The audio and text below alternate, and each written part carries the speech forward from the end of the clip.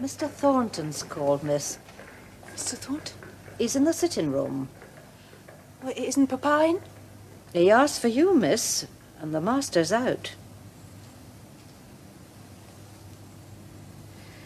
Very well. I will go.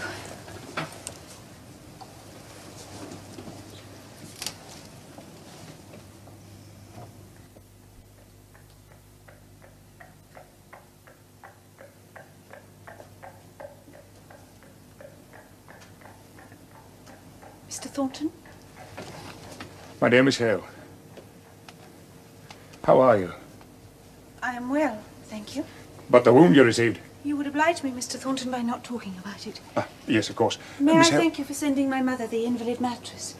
It gives her much ease. we're always ready to help in any way we may. Thank you. Mr. Thornton, please tell me what has happened as a result of yesterday's disturbances. I've no news. I've not left the house. I and my fellow magistrates conferred this morning, and it was agreed the charges should be preferred solely against the man Boucher, and two of the other ringleaders who assisted him.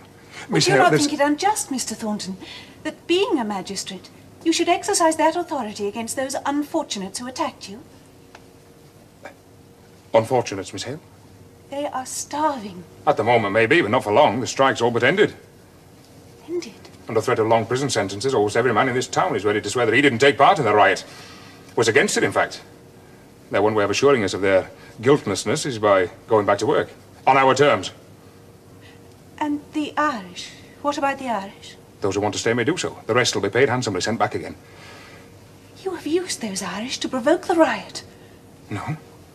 Only to break the strike. But is that not despicable? Despicable? My dear Miss Hale, I've used cunning, it's true.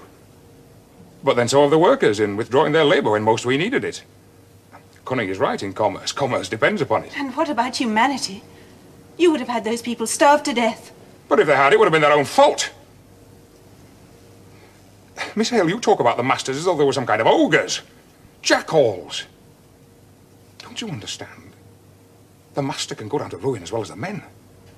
The master must run a race not only against the workers, but against all the other masters, his rivals. I can be easily trampled underfoot by my fellows.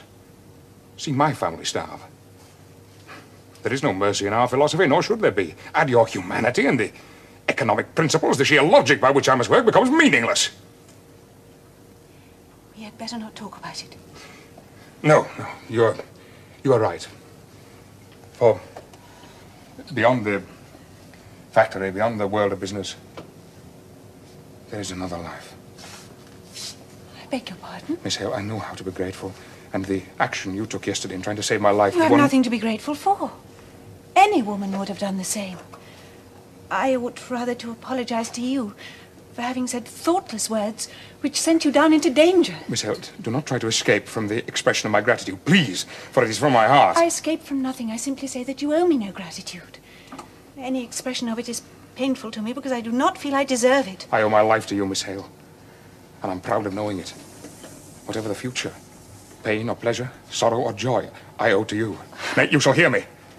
I'm happy that I live, for I owe it all to a woman that I love.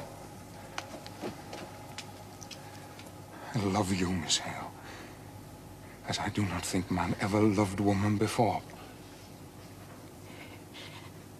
Mr. Thornton, you offend me. Offend you? Indeed you do.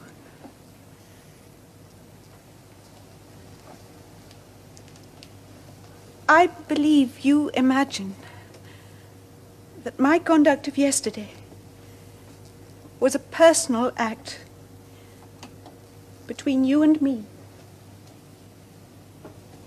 There was nothing personal in my act. And I find it extremely ungentlemanly of you to think that there was. Very well, I'm not a gentleman, but I claim the right to express my feelings. And I do not want to hear them. How dare you presume so? Why, there was not a man in all that crowd for whom I had not more sympathy, for whom I should not have done what little I could more heartily. Yes, I'm already aware of these misplaced sympathies of yours, Miss Hale. You despise me because you don't understand me. I do not care to understand you. No, I see you do not. You are unfair. and unjust.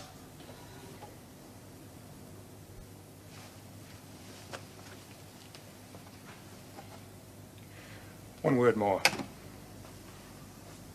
You look as though it tainted you to be loved by me. You cannot avoid it. I've never loved any woman before, but now I love, and I will love. But don't be afraid of too much expression on my part. I'm not afraid. No one yet has ever dared to be impertinent to me, and no one ever shall. But, Mr. Thornton, you have been very kind to my father and mother. Don't let us go on making each other angry. Pray don't.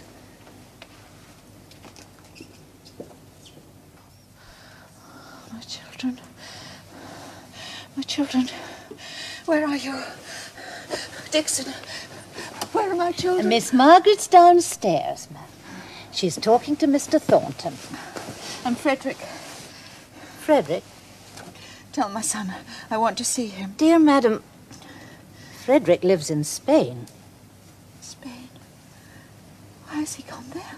He's lived there for the past 8 years. 8 years? Don't you remember, ma'am? He's a wanted man. His mother wants him. Now you have a daughter. A beautiful daughter. Think of her. Yes, Margaret. My daughter, Margaret. Dixon, will you get her for me? I want to talk to her. Very well, ma'am. Dixon, Only please. calm will now. You get her, calm. Please? Yes.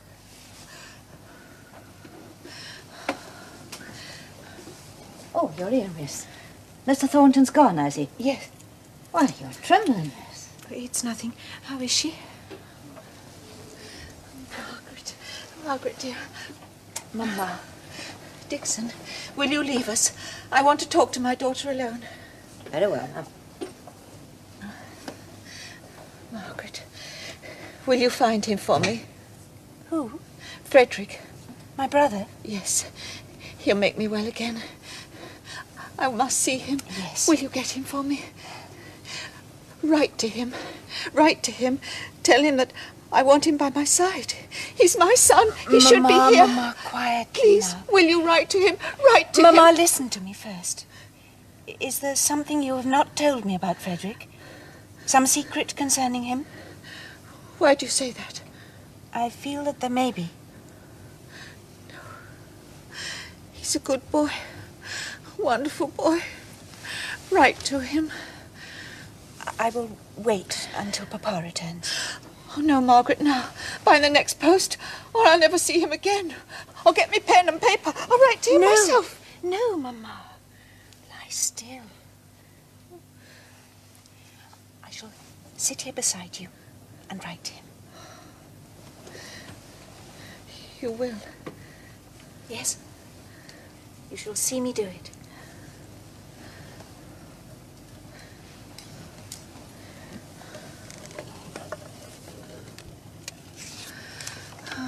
He's a good boy.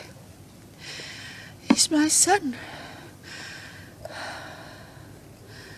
He should be here. His place is here. They're after me. The police, they're after me. What do you expect? There's nowhere to hide. Everybody frightened of talking to me. Not a man will hide me, no one. You're not stopping here, that's flat. I'm not asking. Only, would you look in on me wife and kids sometime? Aye, I'll do that for you. What's going to happen to me, Nick? How the hell do I know? You've got your 2 desserts now, you have. For 2 pins, I'll give you up the police myself. You'd what? Committee said, no disorder, no injury to property or life. You ruined the strike, you have. Instead of decent workers, you made us all into cowing revolutionaries. We're all lumped together because of you. For 2 pins, I'd give you up myself. I would. You and all.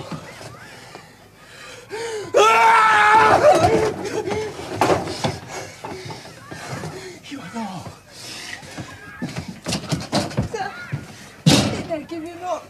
2 pins, I would. There ain't much you can do for him, Bess. You had your can for his wife and kids, that's all. Do you, Bess? Do you? Oh, God! Oh, my little Bess. My little Bess. Just arrived home, Papa? Yes, my dear. What have you been teaching today? Oh, use of the gerundive constructions in the accusative and dative. Not one of my ablest pupils. Nothing sinks in. Into one ear and out of the other.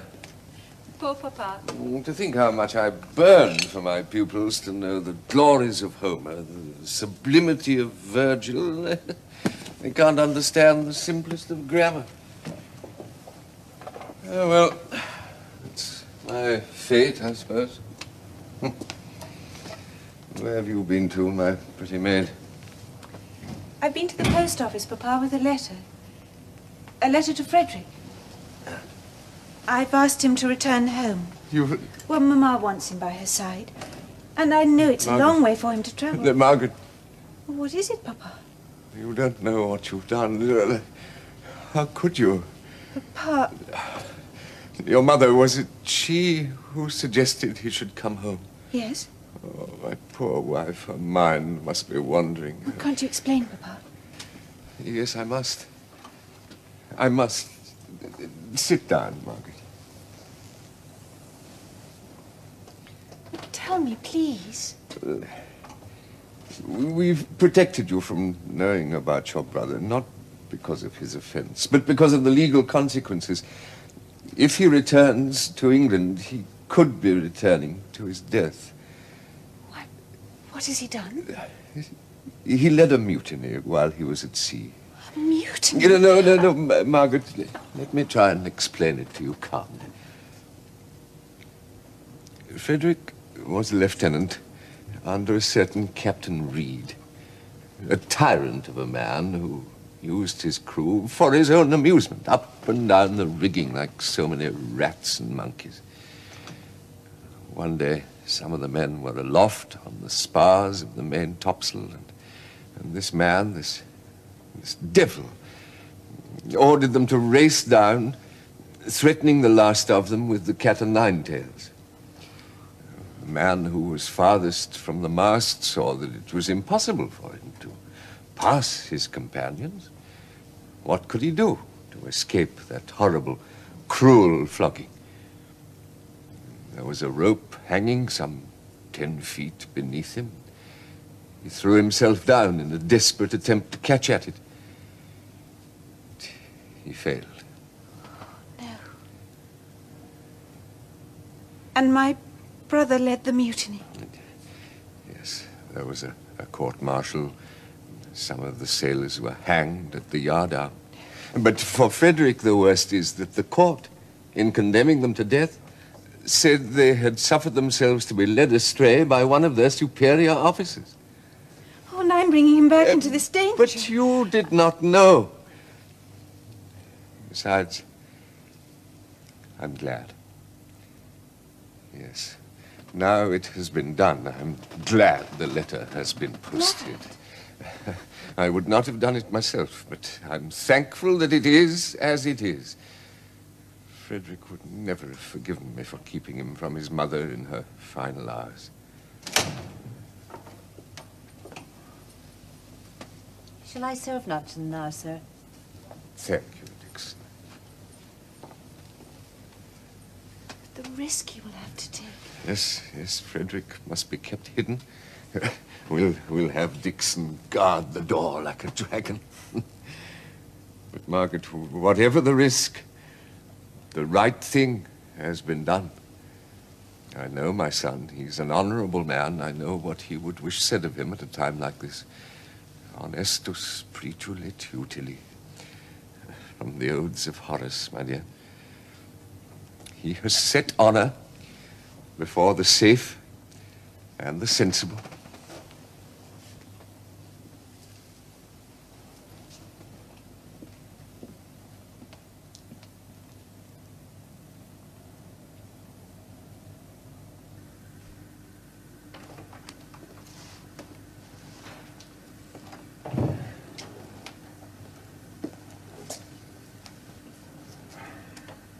Well? Where have you been all day? Oh, walking, Mother, walking. And you'll both need a stock of household linens. So I've been unpicking my initials and replacing them with hers.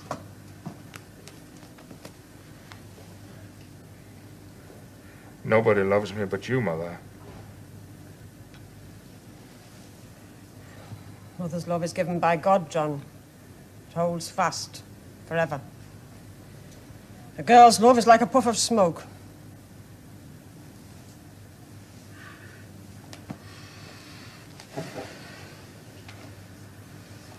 So she wouldn't have you.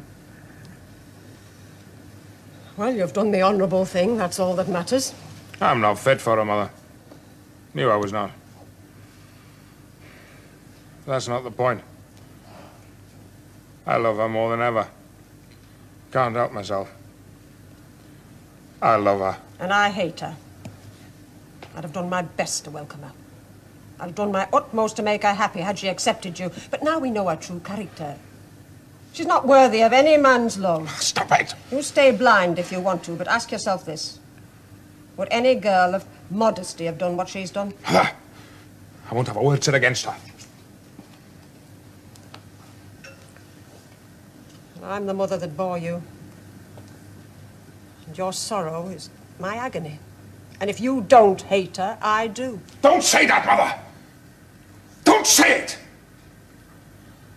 She doesn't care for me, and that's enough. I never want to speak of her again. With all my heart. I only wish that she and the rest of her family were swept back to the place they came from.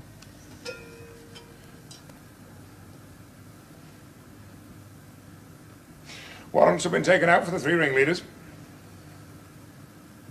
Strike's almost over.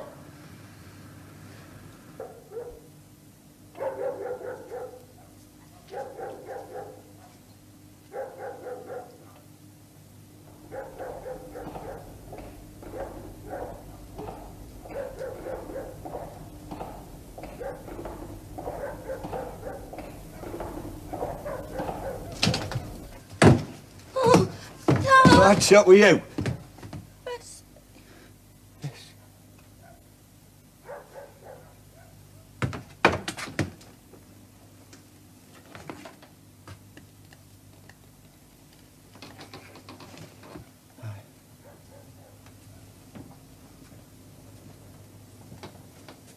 Da?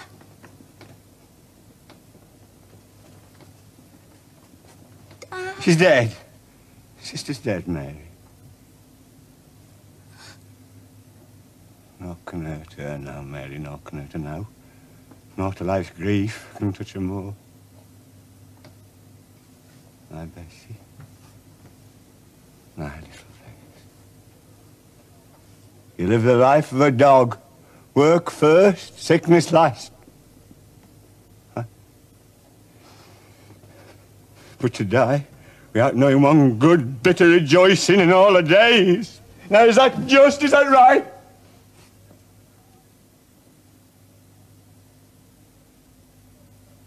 I believed in heaven, you know, believed in the city of God. Well, let there be a God to give it you. It's too cruel else. I had hope. Hope for the golden gates and the angels. I had hope for a better life here on earth. Where's that led us, eh? Who has hope? Hope keeps us going.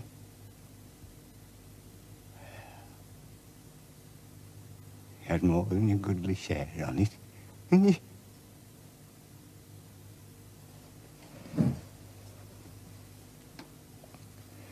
Because there's not hope.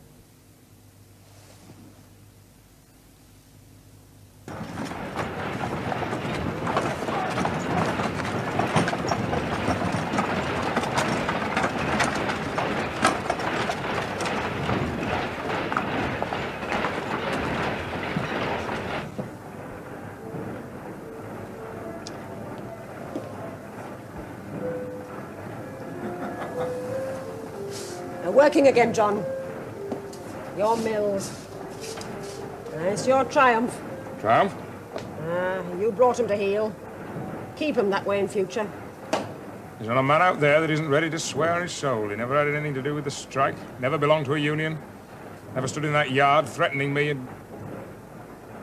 Aye. Oh, by the way, I've been to see Mrs. Hale, Mother. Took her some fruit. What? The woman is dying. It was the least I could do. She asked after you. She thinks you're a very fine and wise lady. There's no need to humour me. Oh, she said it. She thinks much of you. She wants you to visit her. Visitor? Me? Yeah, she was insistent on it. I think there's something she wants to say to you. Say what? I don't know. It was her mind was obsessed by it. She kept begging me to give you the message. She wants to see you. Will you go? I haven't decided. Well, if you don't, Mother, I'll think it's some unfair prejudice you have against the whole of the family. You'll go, won't you? If I do, it'll be for your sake, nobody else's. Thank you, Mother.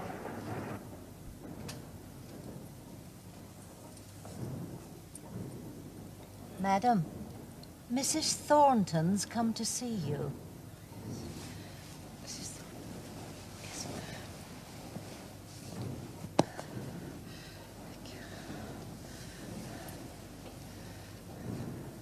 If you'd come this way, ma'am.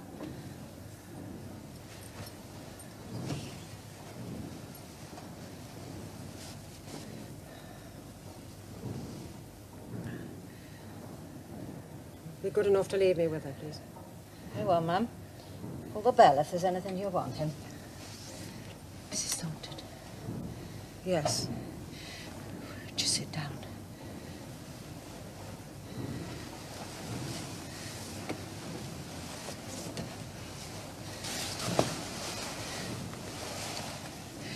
I'm glad you've come.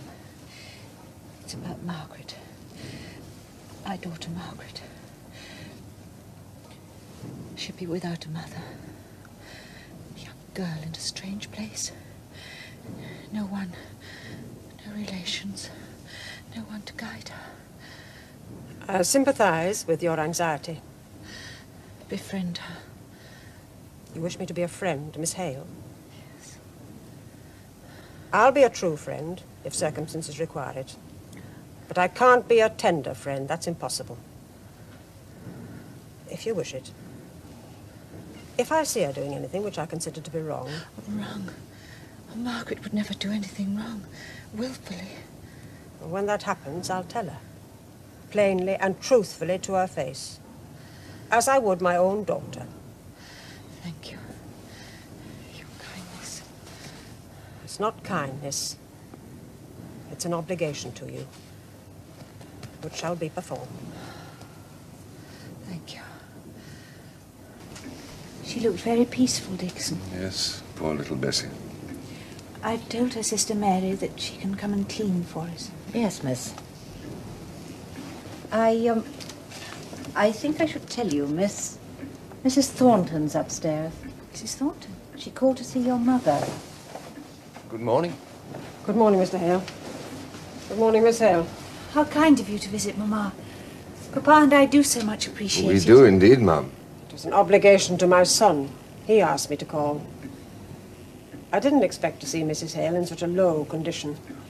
You have my condolences, sir. Thank you. Good day, Mr. Hale. Good day, Miss Hale. Good day, Mrs. Thornton. Good day, ma'am.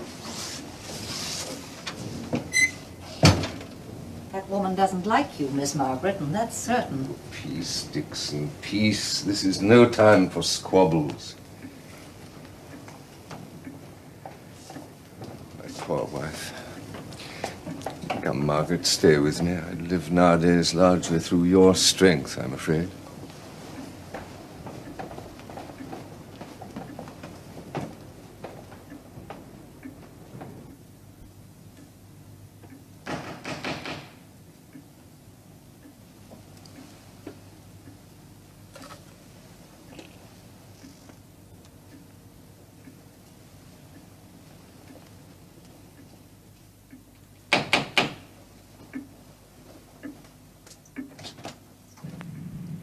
Is this Mr. Hale's house?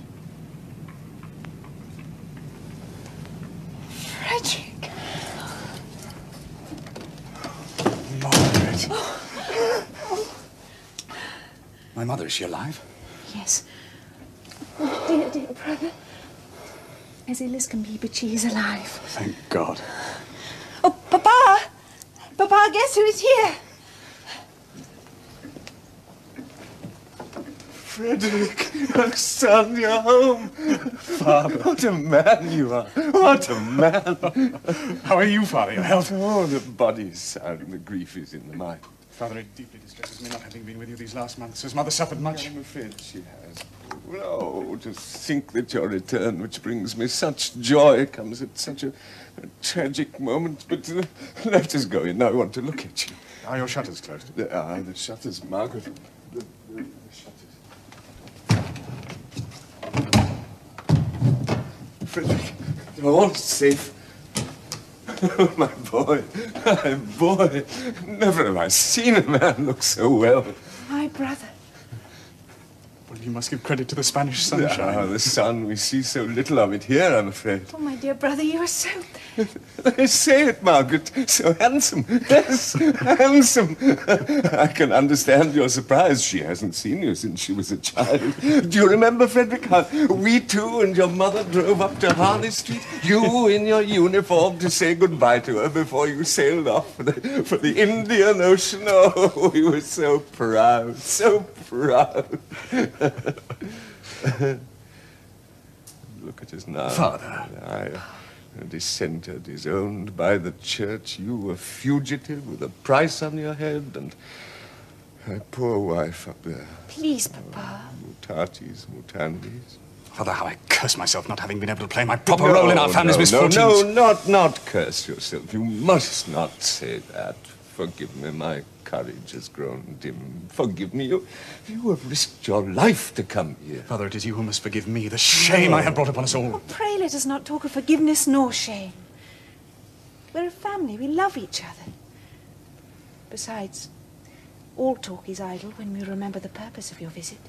Your mother has been my staff, my rock of this earthly life for so many years now.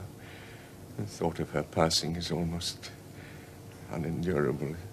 Is that brings on my frailty of spirit? Let us go together, Father. And you, Margaret. The family together once more. That is what Mother wants. Yes. Her dying wish. Come, my dears, we've delayed too long.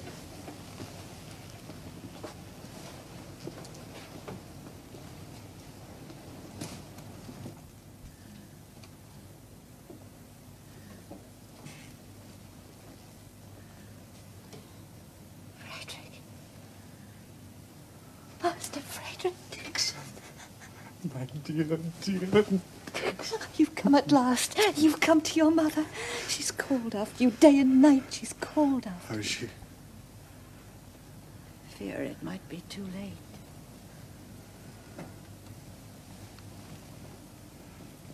Mama. My dear, dear Mama. It is Frederick, your son. Can't you speak to me? Can't you open your eyes? I'm here, Mama. I'm here at last. Your son. She not recognize. I fear 'tis the end.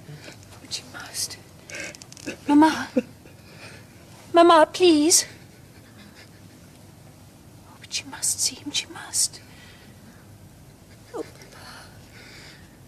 He has come all this way, and she so much as yearned for him.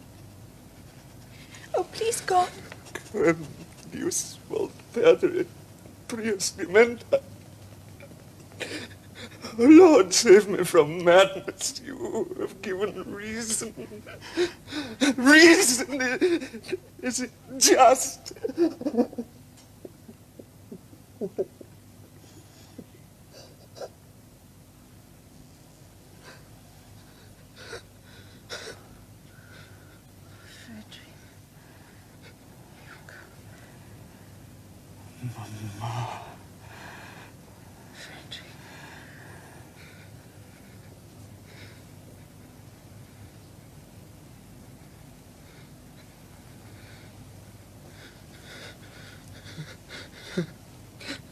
Maria. She's at rest.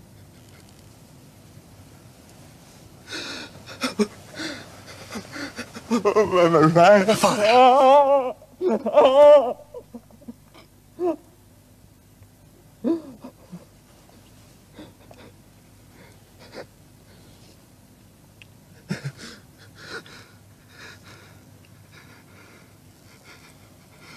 Leave me. Leave me, all of you.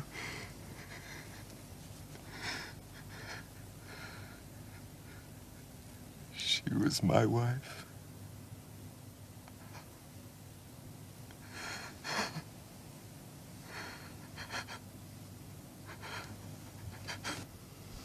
Frederick, Yes.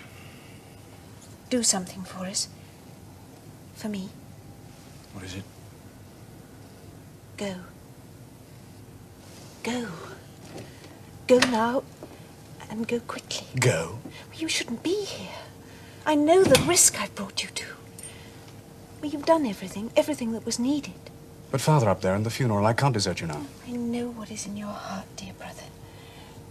But consider what will happen if you are caught. To you and to us. Miss Margaret's right. There is a train to London at midnight. Yes, but... If you have to wait for a boat, go to Henry Lennox. Lennox? Our lawyer. His address is 5 Portland Place. Ask him to help you. Sound advice, miss. Pay your respects to your father and go. If you love us, Frederick, please. Yes, very well.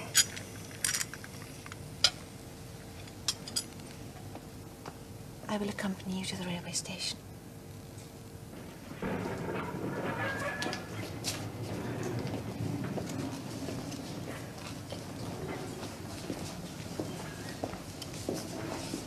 Frederick, Yes, Margaret? don't let's go on the platform yet.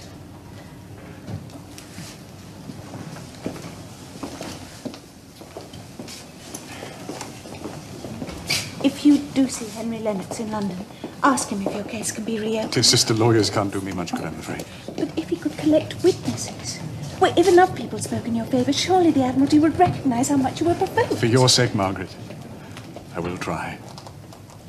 But if there is any danger, don't stay in London, promise? Oh, dear sister. Dear loving sister.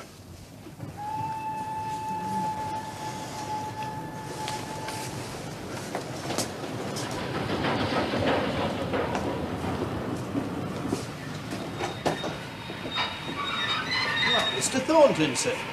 Huh? One of your midnight dispatches, eh? Oh, fine. Would you put this in the guards, man? Very good, sir. Here. Most kind of you, sir. Most kind.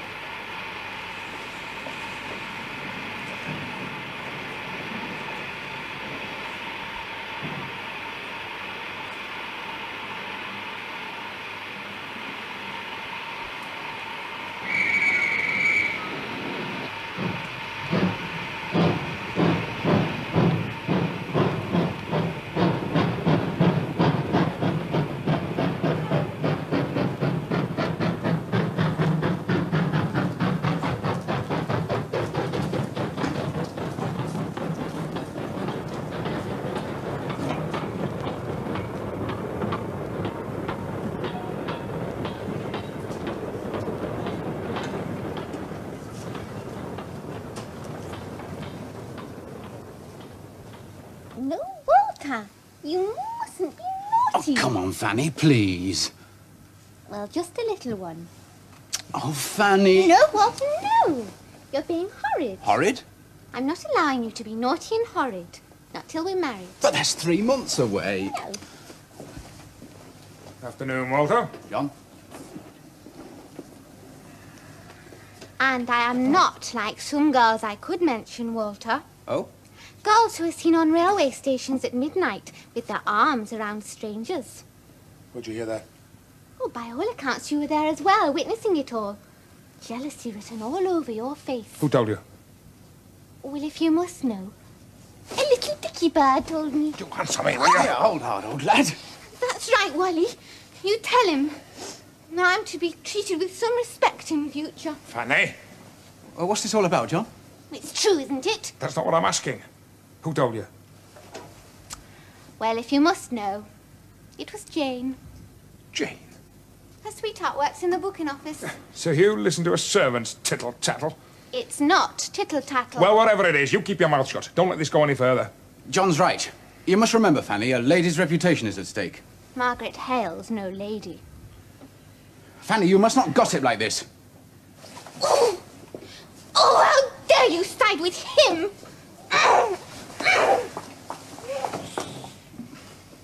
Sorry about that, old lad. Oh, that's all right. It's not your fault, it's my fault. While I got you to myself, John, I'd like to broach you on the subject of haymaking. Haymaking? Hay while the sun shines. Believe me, John, it won't be shining for long. I'm not sure I follow you, Walter. Once Parliament brings in its new Companies Bill, nothing will be quite so bendable as it was. You see, John, with compulsory registration of companies, we've got to make money before that bill becomes an act. Not interested in that sort of dodge, Walter. Well, you should be. Time's running out, old lad. Now, look, we're agreed about the dowry. You marry my sister and I pay into her account the sum agreed and nothing else. All I'm saying is one good turn deserves another. Ah, well, I'm not going to float a bucket shop company. I'll tell you this. This strike has called attention to dear old England's labour costs. Our cotton market has become sickly, if not downright consumptive. You don't have to tell me that. I know where we stand, all right.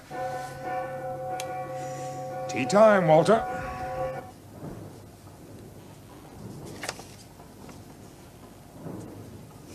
You're smiling, Margaret. Yes, Papa. It's good to see it. Who is your letter from? Henry Lennox. Frederick did see him in London, and Henry's agreed to help him. Ah, that's good. Now tell me what is in your letter. It's from your godfather, Mr. Bell. He says once again how deeply grieved he was not to be able to attend the funeral. Oh, he's a little old to make the journey. And besides, he has all those students to look after. Yes, his is a great responsibility. He asks me to visit him, to go and stay. Go to Oxford? Yes. But you must, Papa, you must. Margaret, you forget that I have a responsibility towards my pupils, too. Besides, I don't know how I would be received in Oxford. But you must accept Mr. Bell's invitation. Well, once I'm free to go, perhaps, yes. And now, Margaret, do you know what I would like us to do now? No? When I woke this morning, I had such melancholy thoughts, and I said to myself, Richard Hale, the only way to forget your grief is to think of others. Well? Let us go and see Mr. Higgins. You know, I've been thinking of leaving, Mr. Hale. I'll go tramping. Down south, perhaps. Try and find work. But no one will employ you round here because of the strike. Our on union committee, Margaret. They don't forget that easily. But you never stirred up that riot. Oh, no, I reckon it. That were Boucher's doing the fool. We had public opinion on our side. Then he and his sort started rioting and breaking laws. It were all over with strike then. What has happened to Mr. Boucher? Oh, he went into hiding at first. Then Thornton, having got his own way, called off his prosecutions against the rioters. So Boucher slunk back to his house, wouldn't show his face for a day or two. Hey, then what do you think happened? He went to his employer, Mr. Hamper, and said if he gave him his job back, he'd tell him all he knowed on our proceedings. Good for nothing, Judas. But I'll say this for Hamper, and I'll thank him for it at my dying day. He drove Boucher away. He did? Aye, he wouldn't listen to him. Ne'er a word. They said the traitor walked away crying like a babby. What's that noise? Out of the way now, out of the way. I know where he lives. It's this house here on the corner. Now wait here.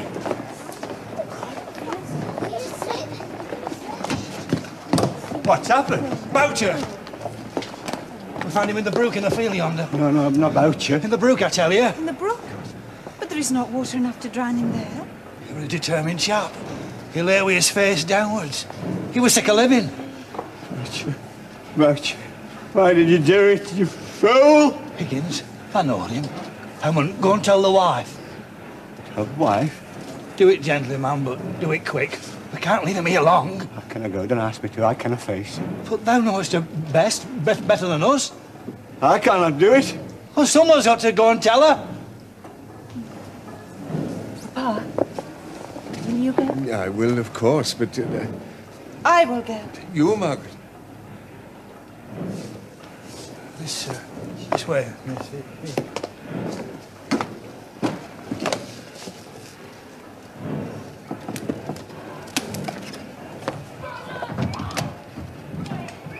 Mrs. Boucher? Aye.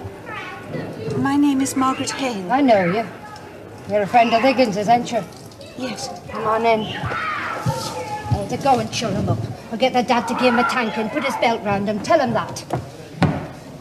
He's left us. I don't know where he is. He's left us. I ain't got no grub for childer.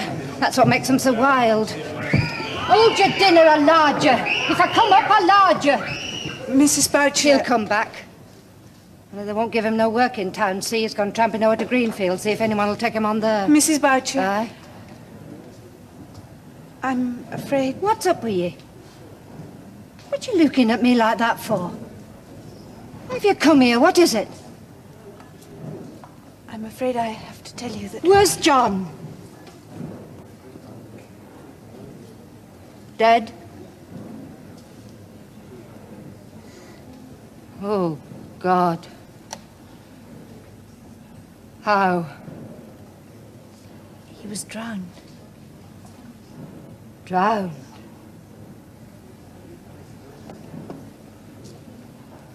Where is he? Out there. The men have brought him back. Childer. She knows.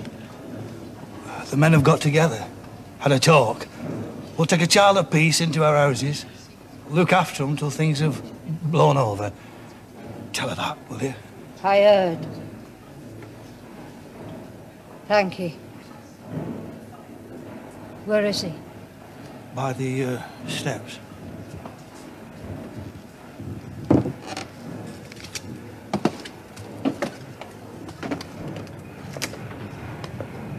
Is that him?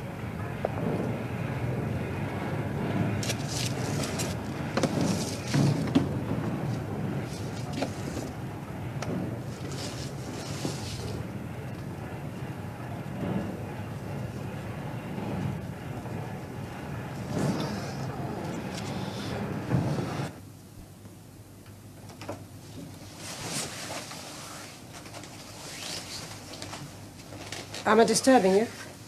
No.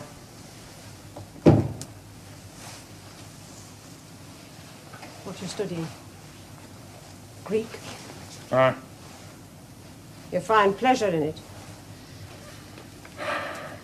You read of heroic struggles. But all the same, you feel the pathos that lies behind human striving. It has a calming influence. Well, that's what I want for you, my son. Peace. You've suffered much. If you want peace, real peace, there must be no secrets. Nothing to hide. We must open our hearts to each other, John. Don't understand you, Mother. I've been waiting lovingly for you to say it. Simply to tell me the thing that haunts you. Well, it does haunt you, doesn't it? Say it. And everything will be as it was before. Before what? Before she came. I've told you, Mother, I've put her out of my mind. Have you? Aye. Then why do you shield her?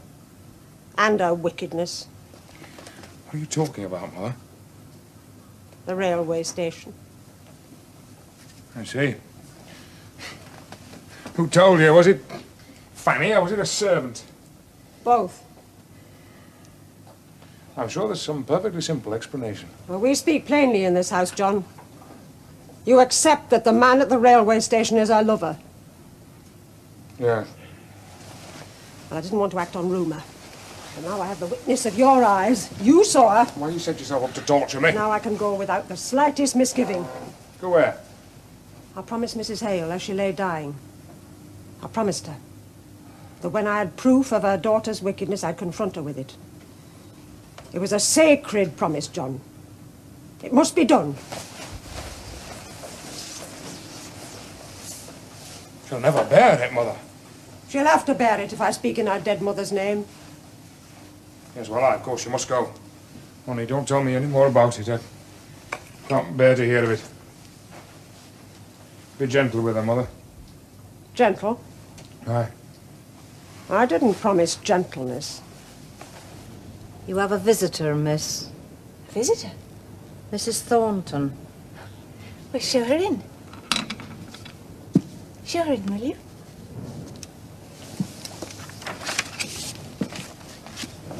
Come this way, ma'am.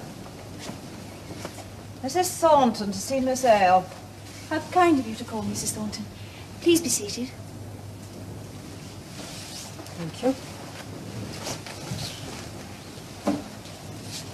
I prefer not. Miss Hale, I have a duty to perform. It's one I find highly distasteful, but it must be done. Oh? In the normal course of events, the way of life you've chosen for yourself would be of no interest to me. But I gave your mother a solemn promise. Don't mistake me, it was a solemn promise to a dying woman who suspected and feared for her daughter's nature. I beg your pardon? Your mother wasn't blind. She could see, as we all can, your unhappy inclinations towards immodesty. Mrs. Thornton, how dare you? I'm sure you're aware of the degrading public spectacle you're making of yourself. I see. I was seen on a railway station late at night, my arms around a gentleman. You confess it? Can you think of no other circumstance? Knowing the harm you are doing to a woman's character, can you not conceive of another explanation? It is for you to justify yourself to me. Oh, no, Mrs. Thornton, you are wrong. When innocence must justify itself, then society becomes the slave of the evil-minded. You are the accuser, Mrs. Thornton. I hope you are sure of your grounds. For I need not, nor will not, justify myself. Have you anything more to say? No. Then you must allow me to leave you.